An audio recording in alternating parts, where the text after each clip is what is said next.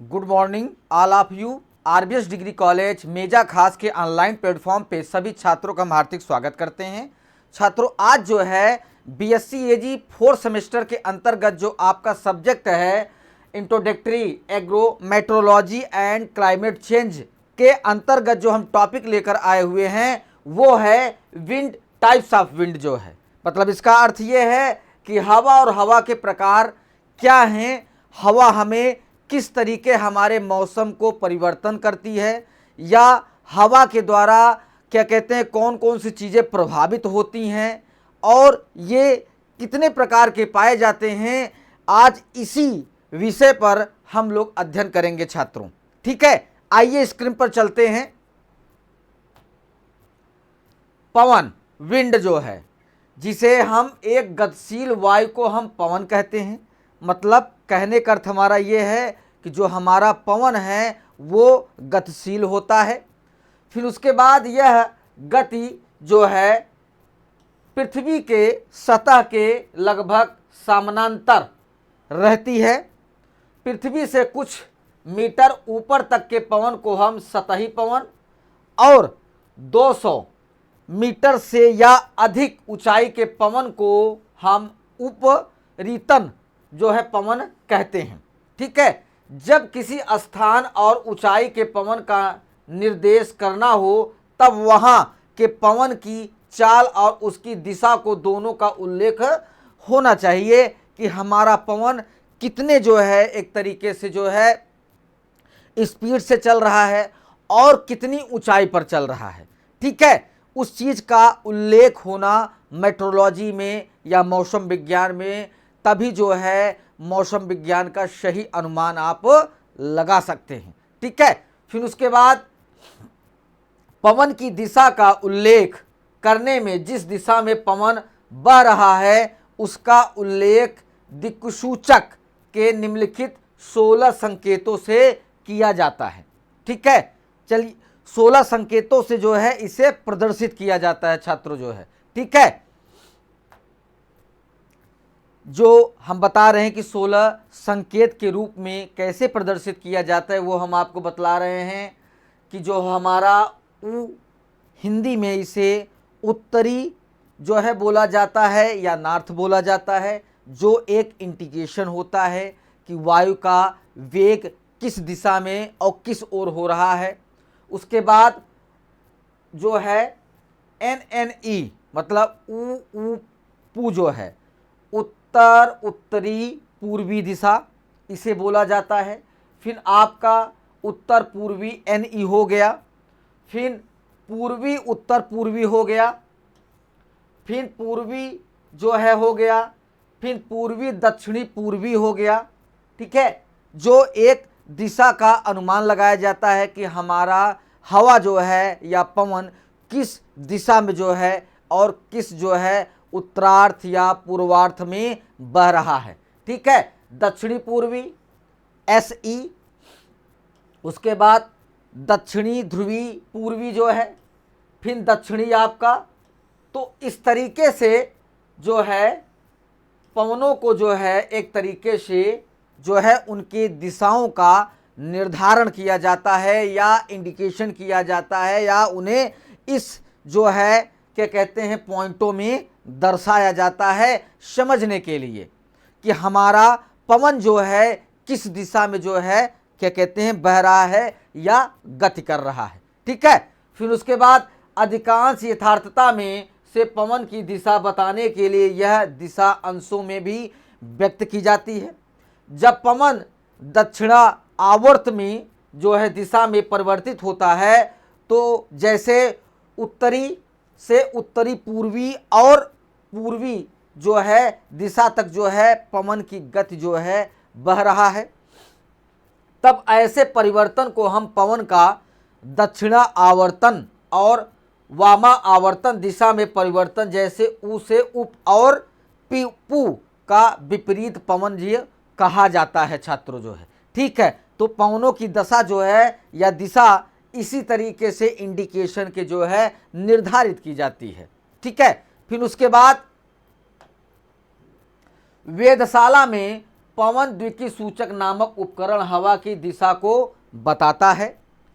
इसका नुकीला सिरा हमेशा उधर रहता है जिधर के हवा आ रही है या हवा आपकी चल रही है। पवन का वेग मील प्रति घंटे या मीटर प्रति सेकंड में व्यक्त किया जाता है।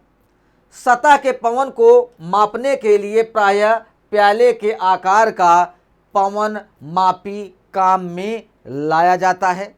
जैसे अक्सर आप जो है क्या कहते हैं, ब्रिज के ऊपर अगर आप देखेंगे जो है तो आपको पवन सूचक जो है एक इंडिकेशन रहेगा जो कि तीर के नुमा रहेगा। जिस क्या कहते हैं दिशा में आपका पवन अगर चल रहा है उस तीर का नोक जो है उसी दिशा में जो है इंडिकेशन करता है कि हमारा पवन उत्तर चल रहा है कि पश्चिम चल रहा है कि पूरब चल रहा है कि दक्षिण चल रहा है। तो उसके नोक पे डिपेंड करता है कि उसका नोक किस दिशा में है, तभी आपको पता चलेगा कि हमारा पवन जो है किस दिशा में जो है अपनी गति को बनाया हुआ है। ठीक है। फिर उसके बाद पवन वेग का लगातार अभिलेख करने के लिए अनेक उपकरण काम में आते हैं, जिनमें दाबनली पवन लेखक महत्वपूर्ण एवं प्रचलित होता है। फिर उसके बाद बोफर्ट ने पवन का मापक्रम बताया। बोफर्ट ने एक वैज्ञानिक है, उन्होंने मापक्रम को बताया 1806 ईस्वी में। जब पवन वेग मापने के सूक्ष्म उपकरण नहीं थे तो एडमिरल बोफर्ट ने सामान्य प्रक्षेपणों के आधार पर पवन वेग आकलन का एक मापक्रम स्केल बनाया, जिससे पवनों के जो है दिशा को मापा गया कि हमारा पवन जो है किस तरीके और किस दिशा में और कितनी स्पीड और वहाँ के क्या कहते हैं जो संकेतक हमारा बना हुआ है वो किस वेग में खड़ा हुआ है। तो उस तरीके से जो है उस समय ये व्यवस्था नहीं थी। तो उस टाइमिंग पे वो फल्ट ने जो है वैज्ञानिक ने 1806 ईस्वी में जो है उन्होंने किया क्या कि एक स्केल का जो है निर्माण किया और उस स्केल पर एक संकेत बनाया कि जब हवा हमारा जो है चलेगा तो उस समय जो स्केल का क्या कहते हैं पैरामीटर रहेगा, उससे ये पता चलेगा कि हमारा वेग किस तरीके और कितनी स्पीड से हमारा पवन जो है चल रहा है। ठीक है। फिर उसके बाद आरियालिस जो प्रभाव होता है, पृथ्वी के घूर्णन के कारण पवनें अपनी मूल दिशा में विक्षेपित हो जाती हैं। इसे कॉरियालिस बल कहते हैं। इसका नाम फ्रांसीसी वैज्ञानिक के नाम पर पड़ा है। इन्होंने सबसे पहले इस बल के प्रभाव का वर्णन 1835 में जो है इन्होंने किया था। फिर उसके बाद पवन के प्रकार आपके जो है अस्थाई पवन, जो पहला हमारा पवन है, मौसमी पवन और दैनिक पवन। फिर उसके बाद स्थानीय पवन, जेट वायुधारा, अस्थाई पवन जो है इस प्रकार के पवन जो है एक टाइप से होते हैं जो पवन के प्रकार इस हमारे जो है इस वायुमंडली जो आवरण बना हुआ है उसमें इस तरीके के पवन जो है बहते हैं छात्रों। फिर उसके बाद इसी प्रकार के पवनों का वायुमंडल का प्राथमिक परिसंचरण भी जो है कहा जाता है। यह आधारभूत पवनें होती हैं। अस्थाई पवनों को प्रचलित जो है पवनें भी कहा जाता है। यह क्षैतिज रूप से प्रभावित होती हैं। अस्थाई पवन पृथ्वी के घूर्णन गति के प्रभाव से विकसित हो जाती है। इन पवनों का विकास अस्थाई वायुदाब पेंटियों में उच्च दाब वायुदाब से भी निम्न वायुदाब की दिशा की ओर जो है ये ज़्यादातर अग्रसर होती चली जाती हैं। फिर उसके बाद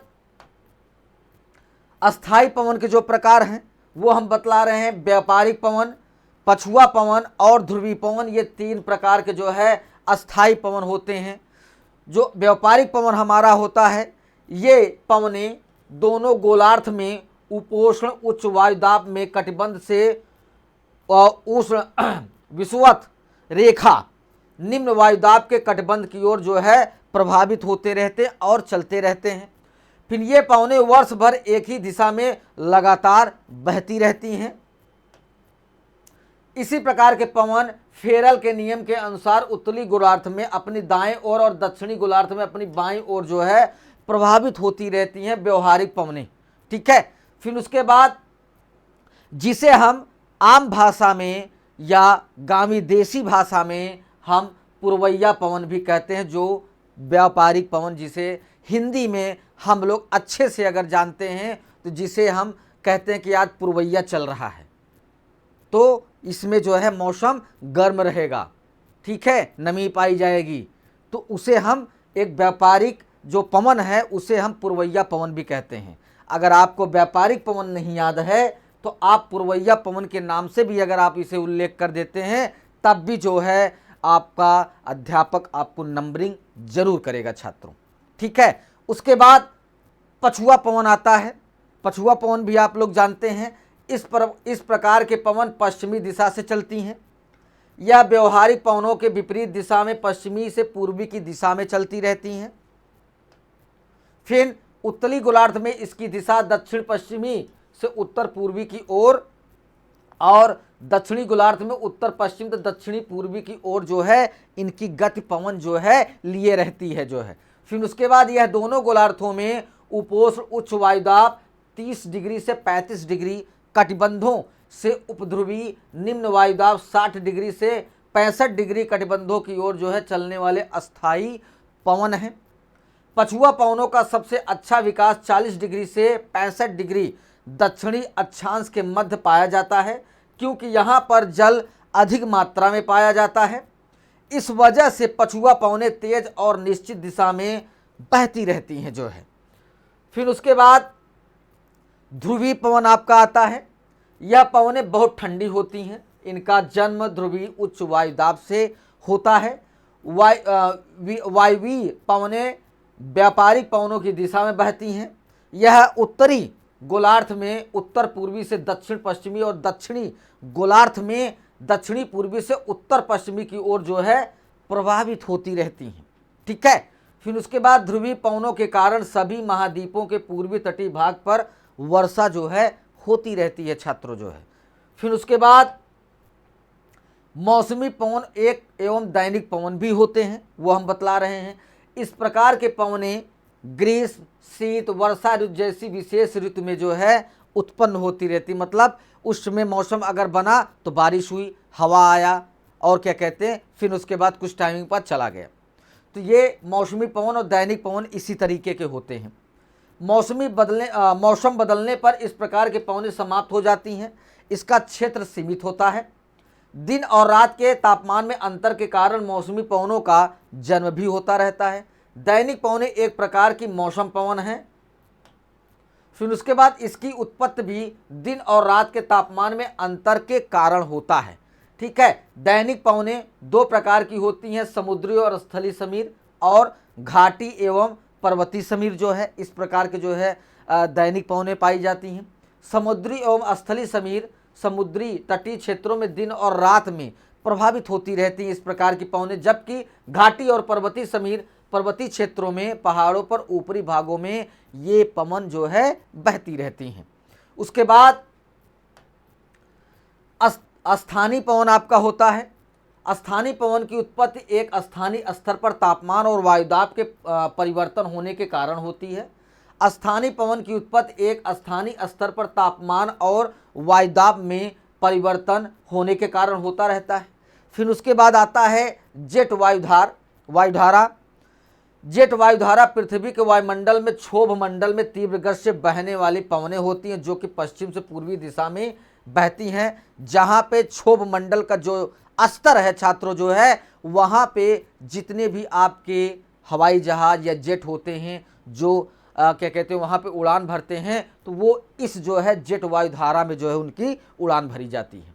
ठीक है, फिर उसके बाद जेट वायुधारा को जेट स्ट्रीम भी कहते हैं। यह तीन प्रकार की होती हैं, ध्रुवीय जेट स्ट्रीम, उपोष्ण पछुआ जेट स्ट्रीम और उष्ण पूर्वी जेट स्ट्रीम जो कि ये तीन प्रकार के स्ट्रीम पछुआ जो है हमारे हवा जो है मतलब इस जो है धारा में बहती हैं। इसी तरह की पवनें पृथ्वी के धरातल से 6 से 14 किलोमीटर की ऊंचाई पर भी लहरदार रूप में जो है हवाएं चलती रहती हैं। फिर पृथ्वी के वायुमंडल में वास्तविक वो जो परिसंचरण होता है वो हम आपको बतला रहे हैं कि जिसमें पवन का संरचना निर्धारित होती है। प्राथमिक परिसंचरण जो पहला है, जिसमें पवन का एक हवा चलने का निर्धारण किया जाता है। फिर उसके बाद अनेक गौड़ परिसंचरण जैसे मानसून, स्थल, समुद्री, समीर, पर्वती तथा घाटी पवन जो स्थानीय होते हैं। तीसरा आपका अवनमन एवं चक्रवात सदृश चलती फिरती विक्षोभ होने वाली परिसंचरण तथा आंधी, पानी एवं झंकड़ आदि अल्पकालिक विक्षोभों में जो है निर्धारित होती है, जहाँ पे वायुमंडल में वास्तविक परिसंचरण जो है पृथ्वी के अंदर जो पवन का एक प्रक्रिया होती है वो इन तीनों चरण में जो है जाके परिवर्तित होके पवन अपनी दिशा को निर्धारण करके परिसंचरण करती हैं छात्रों। ठीक है, यहाँ पे ये टॉपिक आपका समाप्त होता है। अगली टॉपिक के साथ उपस्थित होंगे। सभी छात्रों को धन्यवाद।